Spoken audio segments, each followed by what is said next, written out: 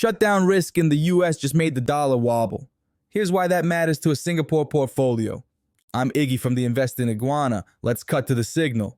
Myth: STI and REITs only move on MAS or local news. Truth: USD drives flows, funding costs, and imported inflation here. When the dollar softens, Asian FX breathes, risk appetite improves, and yield plays can catch a bid. Here's the setup. A possible US government shutdown can delay key data like non-farm payrolls. Less data means more uncertainty for the Fed, which can tilt dovish at the margin. That puts the dollar on the back foot near term.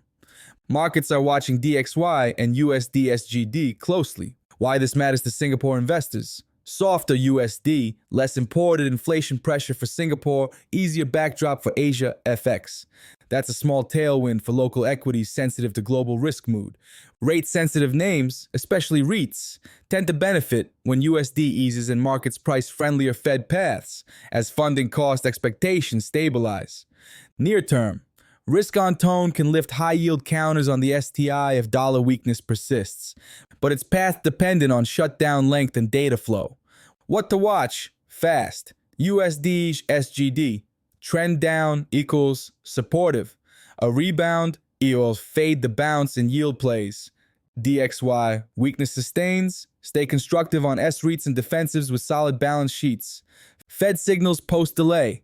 If data blackout extends, volatility stays. Quality beats leverage. Iggy's take: use this as a tactical window, not a thesis change. Edge into Singapore REITs with stronger interest coverage and positive rental reversions, rather than chasing the highest yields. Consider dollar-sensitive exporters and travel retail names only if USD SGD stays soft. Keep dry powder. Shutdown timelines can flip the script fast. Bottom line, if the dollar stays soft on shutdown noise and data delays, Singapore yield names get a breather. But durability depends on how long Washington drags and how the Fed reacts.